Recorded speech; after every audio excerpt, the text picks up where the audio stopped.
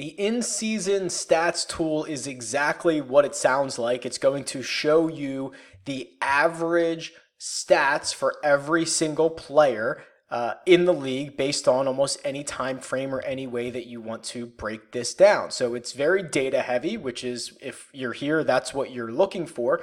And I can break this down by position, home, away, what site this is on. I can choose a couple of different players and I can choose my weeks. So let's look at the stats that we're showing here to begin with. I obviously have position, what team the player plays for, how many starts they made. That's not games played, that's how many starts they made.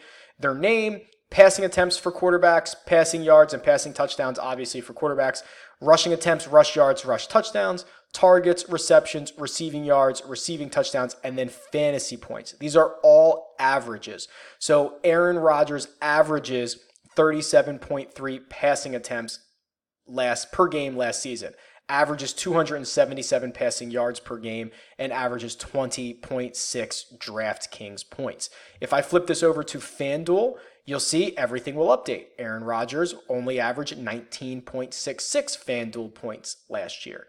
And I can continue to go further here. If I only want to look at quarterbacks on FanDuel and I want to sort them by how many average passing touchdowns they have, I can do exactly that. Patrick Mahomes, the only guy to average more than 2.5. He averaged 3.13 touchdowns per game because he's an animal.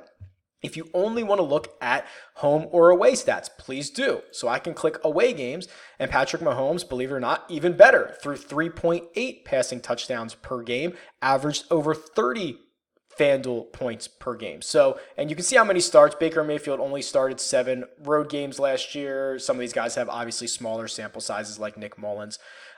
If at any point you want to see multiple positions or do multiple of almost anything, just hold control to do so. So if I want to see DraftKings, running backs, and wide receivers, and I want to sort by average targets per game, I can do that. So now I can see that obviously the first running back to show up on targets per game was Christian McCaffrey, and he had more than Odell Beckham Jr. did. So this is a way, if you want to see 2 different positions at the same time, you can certainly do so.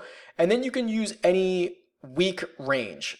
So I like to always look at maybe like the last 4 weeks. So if we're in week 9, I would go from like weeks 5 to 8 and say, okay, who has been seeing the most targets over the course of the last 4 weeks? Here's Jarvis Landry, here's Devontae Adams, Julio Jones. Those might be players that I'm interested in. They might be trending upwards.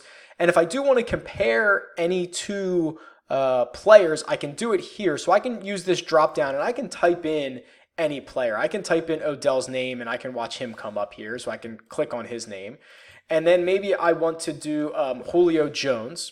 So now if I want to select both of these guys, just hold control. So I'm going to hold control and select Julio Jones, and you'll see now it says multiple selections. So I can do this for as many different players as I want, just to be able to compare them a little bit easier.